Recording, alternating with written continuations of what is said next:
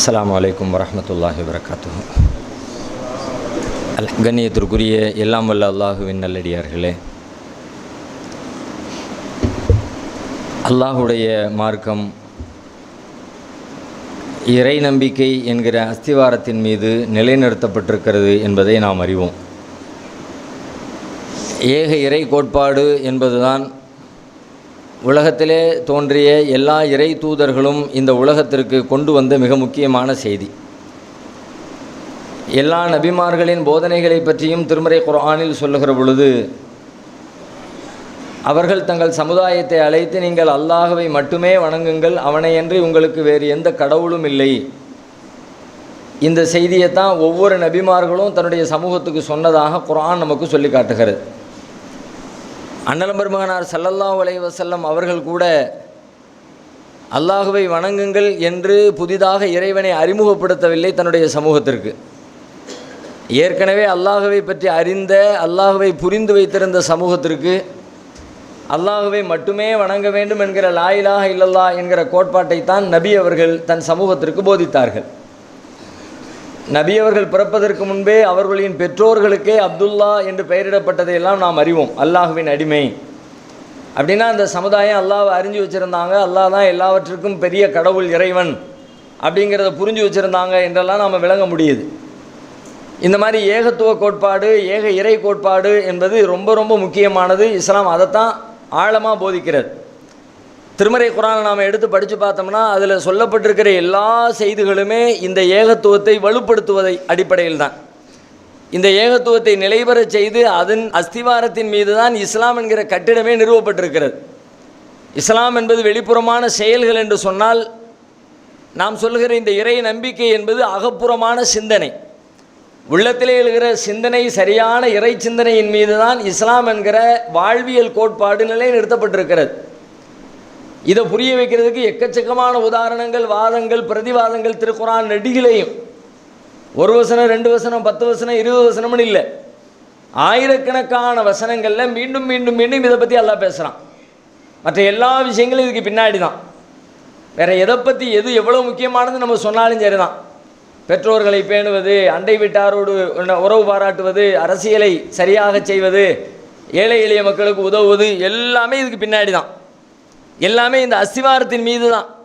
இறைவன் ஒருவன் இருக்கிறான், அவன்தான் நம்மை படைத்தான், அவனே நம்மை கண்காணிக்கிறான், அவன்பாலே நாம் ஒரு நாள் மீட்டப்படுவோம், அவனே நமக்கு வாழ்வளித்து கொண்டிருக்கிறான், அவனே நமது இன்ப துன்பங்களை தீர்மானித்திருக்கிறான் என்கிற அந்த இறை கோட்பாட்டை மையமாக வைத்துத்தான் அதற்கு மேலே தான் மற்ற எல்லா செயல்களையும். அதை நம்பி இருக்கிற நீ உன்னுடைய பெற்றோருக்கு நோவினை செய்யாத, அதை நம்புகிற நீ உன் அண்டை வீட்டாருக்கு நோவினை செய்யாத, அதை நம்புகிற நீ பிறரை ஏமாற்றாத, அதை நம்புகிற நீ பிறருக்கு மோசடி பண்ணாத, அதை நம்புகிற நீ அடுத்தவருக்கு இடையூறு செய்யாத, அதை நம்புகிற நீ அடுத்தவருக்கு கேடு செய்யாத, இப்படியாகவெல்லாம் அந்த நம்பிக்கையை மையமாக வச்சு தான் மற்ற எல்லாமே போதிக்கப்படுகிறது. ஹதீஸ்களில் கூட நீங்கள் நிறைய ஹதீஸ்களில் பார்க்கலாம். மன்கான யூமினு பில்லாஹி வல் யௌமில் ஆஹிர். நிறைய நல்ல போதனைகளை சொல்லும் பொழுதெல்லாம் நபி ஸல்லல்லாஹு அலைஹி வஸல்லம் என்ன வார்த்தையை சொல்லுவாங்கன்னா, யார் அல்லாஹ்வையும் மறுமை நாளையும் நம்புகிறாரோ அவர் அப்படின்ற வார்த்தையை சொல்லிவிட்டு மற்ற நற்போதனைகளை போல சொல்லுவாங்க. அவர் தன் உறவினர்களை பேணட்டும், அவர் அண்டை வீட்டாருக்கு கெடுதல் செய்யாமல் இருக்கட்டும், அவர் தன் பெற்றோருக்கு கீழ்ப்படிந்து நடக்கட்டும், அவர் வட்டியிலிருந்து விலகட்டும், அவர் தன்னுடைய விருந்தினர்களை கண்ணியப்படுத்தட்டும். யாருன்னு கேட்டால் மன்கான யூமினு பில்லாஹி வல் யௌமில் ஆஹிர். யார் அல்லாஹ்வையும் மறுமை நாளையும் நம்புகிறாரோ அவ. இந்த அல்லாஹ்வின் மீதான நம்பிக்கை திரும்ப திரும்ப பேசப்படுதுன்னா அவ்வளவு சாதாரணமானது இல்லை. ஏன் நாம் இதை நாமும் திரும்ப திரும்ப பேசிக்கிட்டே இருக்கணும்? ஏன்னு கேட்டால் நம்முடைய பலவீனம் அல்லாஹ்வுக்கு தெரியும், நம்முடைய இயலாமை அல்லாஹ்வுக்கு தெரியும், நம்முடைய மறதி அல்லாஹ்வுக்கு தெரியும். நாம் தெரிஞ்ச மாதிரி நினச்சிக்கிட்டே பல விஷயங்கள் தெரியாமல் இருப்போம், அல்லது தெரிஞ்ச பல விஷயங்களையே அறியாமையில் கோட்டை விட்டுக்கிட்டு இருப்போம், செயல்படுத்தாமல் இருப்போம். அதனால தான் மீண்டும் மீண்டும் மீண்டும் அல்லாஹ் ரப்புல் ஆலமீன் நமக்கு அதை நினைவுபடுத்துகிறான், நினைவுபடுத்த வேண்டும் என்பதை அறிவுரை சொல்லிக்கிட்டே இருக்கிறான். அந்த வகையில் திருமறை குர்ஆன் ஒரு இடத்துல சூரத்துல் ஹிஜ்ருங்கிற அத்தியாயத்தில், நிறைய இடங்கள்ல இருந்தாலும் சூரத்துல் ஹிஜ்ர் என்கிற அத்தியாயத்தில் 15வது அத்தியாயத்தில் இறைவனை ஏற்போரையும் இறைவனை மறுப்போரை பற்றியும் ஒரு செய்தியை சில வசனங்களுக்கு அல்லாஹ் பேசுகிறான். இறைவனை மறுக்கிறவர்கள் ஏன் மறுக்கிறார்கள், இறைவனை நம்புகிறவர்கள் எப்படி நம்புகிறார்கள், இறைவனை மறுக்கிறவர்கள் ஏன் மறுக்கிறார்கள், இறைவனை நம்புகிறவர்கள் எப்படி நம்புகிறார்கள். இந்த 2 விஷயத்தையும் ஒரு 2-3 வசனங்களில் ரொம்ப அழகாக அதனுடைய அடிப்படையை தொட்டு நமக்கு அல்லாஹ் பாடம் நடத்துகிறான். அதில் அல்லாஹ் சொல்கிறான், ஒமா யதீஹிம் ரசூலின் இல்லா கானூ பிஹி யஸ்தஹ்சியூன். நபியே, உங்களுக்கு முன்னாடி நம்ம எத்தனையோ இறை தூதர்களை அனுப்பியிருக்கிறோம். இந்த உலக மாந்தர்களுக்கு தூதர்கள் அனுப்பப்பட்ட பொழுதெல்லாம் அந்த தூதர்களை அந்தந்த சமுதாய மக்கள் கேலி செய்யாமல் இருந்ததே இல்லை. எல்லா தூதர்களையும் எல்லா சமுதாயமும் கேலி பண்ணியிருக்கு. எந்த சமுதாயமும் எந்த தூதரும் விதிவிலக்கு கிடையாது. சுலைமான் நபியாக இருந்தாலும் சரிதான், தாவூது நபியாக இருந்தாலும் சரிதான், அவங்கள பெரிய மன்னர்கள் தான். அவங்க பெரிய தேசத்தையே கட்டி ஆண்ட மன்னராக இருந்தாலும் அவர்களும் கேலி செய்யப்பட்டார்கள். ஒமா யதீஹிம் ரசூலின் இல்லா கானூ பிஹி யஸ்தஹ்சியூன்.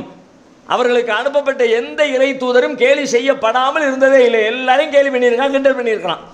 அவங்க சொல்லக்கூடிய போதனைகளை எல்லாம் இதெல்லாம் ஒரு போதனை, செத்த பிறகு ஒருத்தன் உசுரோடு எந்திப்பானா, எலும்பாகி மண்ணாகி ஒன்றுமே இல்லாமல் ஆனதுக்கு பிறகு அதுக்கு பிறகு ஒரு வாழ்க்கை உண்டுங்கிறாரு, இதையெல்லாம் எப்படிப்பா நம்புறது? இப்படியாக கேலி செய்யப்படாத எந்த இறை தூதருமே இல்லை. கதாலிக்க நஸ்லுகுஹு ஃபீ குலூபில் முஜ்ரிமீன். இப்படித்தான் பாவிகளுடைய உள்ளத்திலே நாம் ஏற்படுத்தி இருக்கிறோம். பாவம் செய்கிற பாவத்திலே ஊறி போகிற ஒருவனுடைய உள்ள இப்படித்தான் பேசும். சொல்லிட்டு அடுத்து சொல்றான், கதாலிக்க நஸ்லுகுஹு ஃபீ குலூபில் முஜ்ரிமீன் லா யூமினூன பிஹி வகத் ஹலத்து சுன்னத்துல் அவ்வலின். ஒருபோதும் இவர்கள் இறை நம்பிக்கை கொள்ளவே மாட்டார்கள், நம்பவே மாட்டார்கள். இதுக்கு முன்னாடி இருந்த பல சமுதாயம் அதுக்கு ஒரு பெரிய உதாரணம். அல்லாஹ்வே சொல்றான், இதுக்கு முன்னாடி இருந்த பல சமுதாயம் பெரிய உதாரணம். லா யூமினூன பி, அவர்கள் நம்பவே மாட்டார்கள். எந்த அளவுக்கு நம்ப மாட்டாங்க? வலவ் ஃபதஹ்னா அலைஹிம் பாபம் மினஸ் ஸமாய், நாம் வானத்திலே அவர்களுக்கு ஒரு வாசலை திறந்து கொடுத்து ஃபதல்லு ஃபீஹி அர்ஜூன், அந்த வாசல் வழியாக அவர்கள் மேலே ஏறி செல்கிறார்கள் என்று வைத்துக் கொள்வோம். அல்லாஹ் சொல்றான், ஒரு உவமையாக நமக்கு எல்லாம் புரிய வைக்கிறான். வலவ் ஃபதஹ்னா அலைஹிம் பாபம் மினஸ் ஸமா, வானத்தில் ஒரு வாசலை திறந்து கொடுத்தாச்சு. ஃபதல்லு ஃபீஹி அர்ஜூன், அது மேலே ஏறிப்போ, ஏறி போகிறதுக்கு என்ன வழி உண்டு அந்த வெளியும் செஞ்சு கொடுத்து அந்த மேலே ஏறியும் செல்கிறார்கள். அப்படி சென்றால் அதை செல்லுகிறவர்கள், அந்த நிலையிலே செல்லுகிற மனிதனுடைய உள்ளம் எப்படி இருக்கும்? அதுக்கு பிறகு இறைவனை மறுப்பதற்கு எந்த நியாயமும் இருக்காது. ஏன்னா பூமியில் அவன் பார்த்துக்கிட்டு இருந்த மாதிரியான வாழ்க்கை இல்லை. அது நேர் எதிர்மறை, சம்பந்தமே இல்லாத.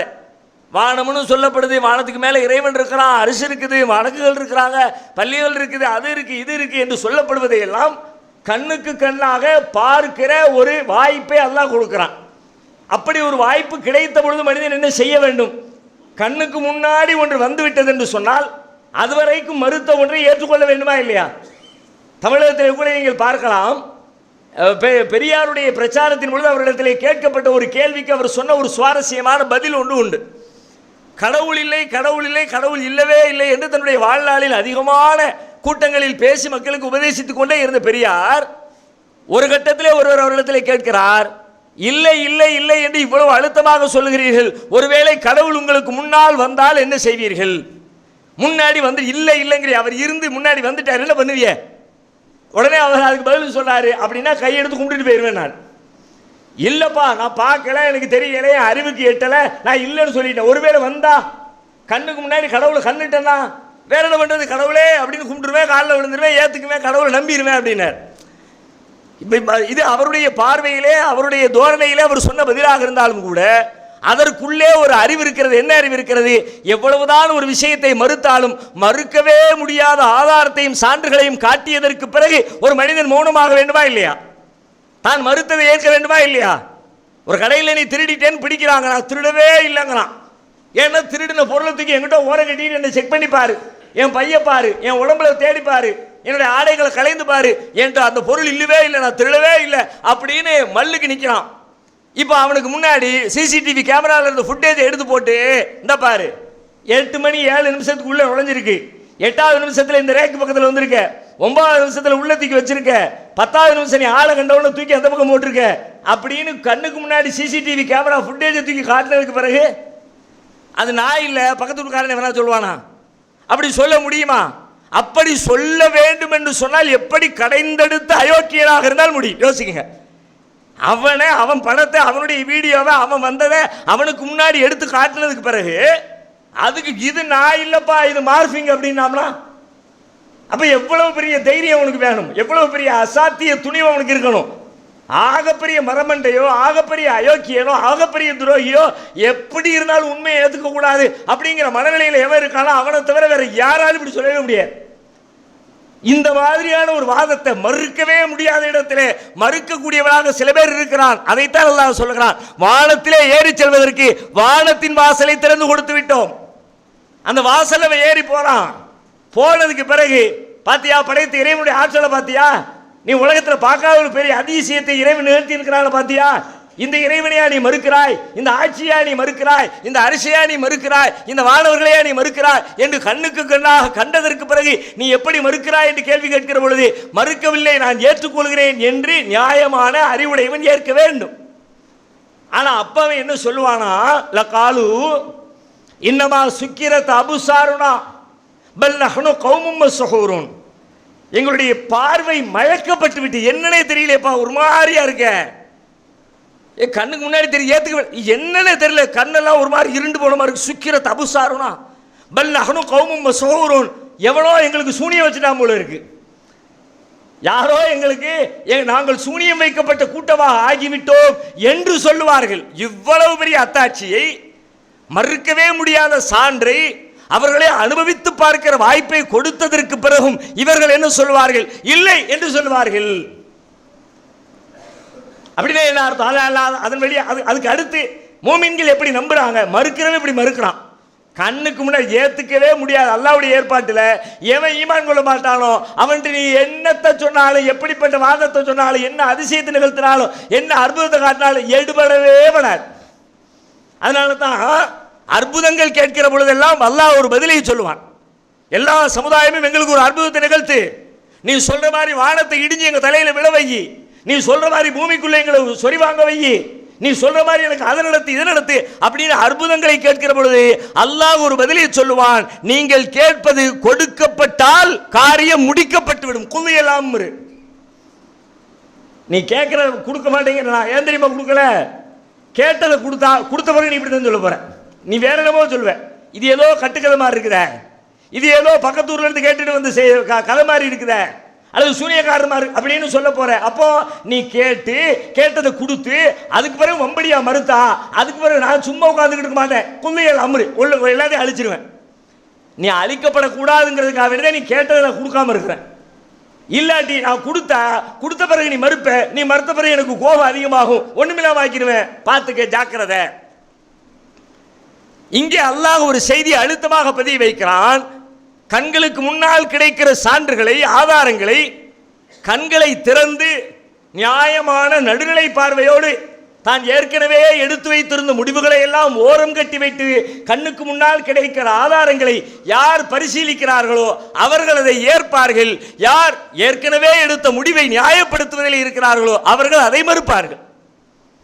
மறுக்கிறேன், ஏன் மறுக்கிறான்? ஆல்ரெடி முடிவெடுத்துட்டேன், அதெல்லாம் நம்ப கூடாதுப்பா, இதெல்லாம் பொய் அப்படின்னு நான் 10 நாள் பேசிட்டேன், 10 வருஷம் பேசிட்டேன், அதனால இன்னும் 50 வருஷம் ஆனாலும் சரிதான், 1000 சான்றுகள் இருந்தாலும் சரிதான், லட்சம் ஆதாரங்கள் கிடைச்சாலும் சரிதான், நான் சொன்னதே சொல்லிக்கிட்டு இருப்பேன், இல்ல இல்ல இல்லன்னுகிட்டே இருப்பேன்.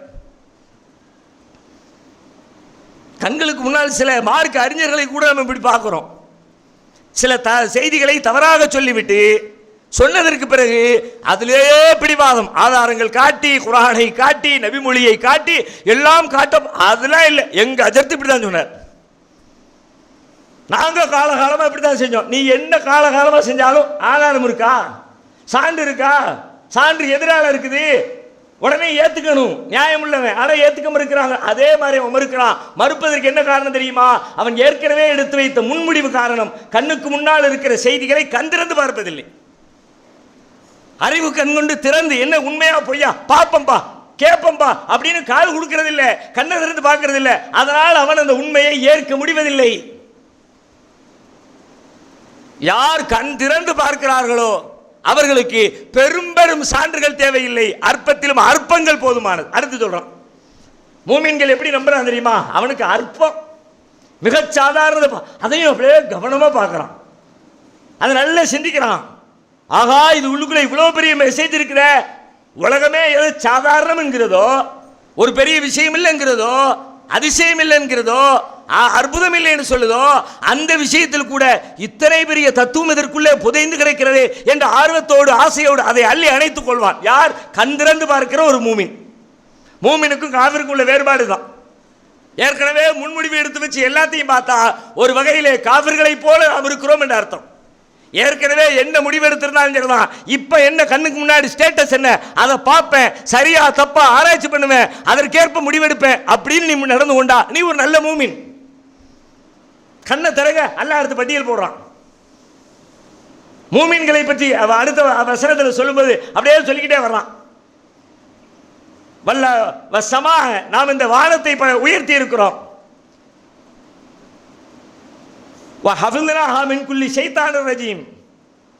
ஷைத்தான்களிடமிருந்து வானத்தை நாம் பாதுகாத்திருக்கிறோம். இந்த பூமியை நாம் விரித்திருக்கிறோம். பூமியை விரிச்சு வச்சிருக்கோம், வானத்தை விசாலமாக்கி இருக்கோம்.